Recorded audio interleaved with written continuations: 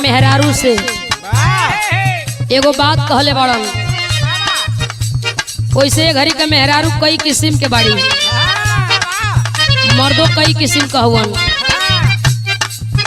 तनी सा काम में मर्द बिजी हो जाए तो मेहरारू कई कहो ये घड़ी ध्यान हमारा पर नहीं खा दे। मर्द जात के बड़ी फजीहत बा, उनहू के खुश करे के बा, उनहू के खुश करे के बा। वो मर्द कहले बड़न का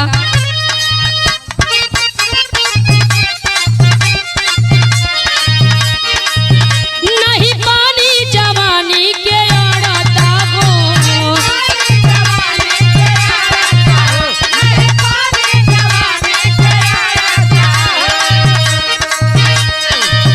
बड़ी दिल में बेचैनी बढ़ता हो,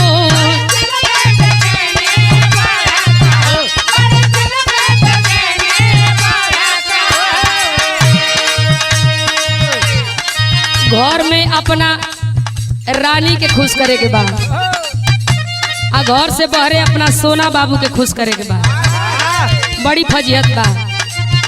खींचा तानी में मर्द के दुर्गत हो जाता। वो मर्द कहता बड़ी दिल में बेचैनी बढ़ता हो,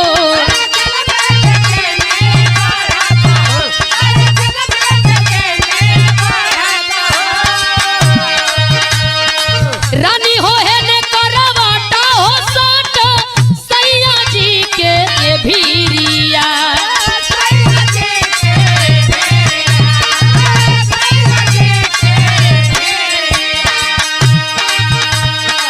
रानी हो है ने करवाटा हो सट सैया जी के ये भीरिया।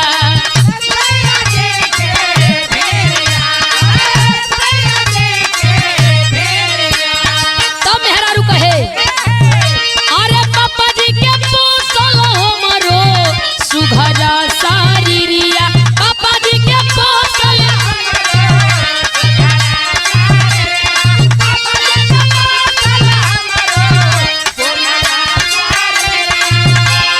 मेहरारू पोसतिया। सुनो हम तो भगवान से पेड़ा मंगले रहली, लेकिन हमके तारा लेखा लेढ़ा मिल गई।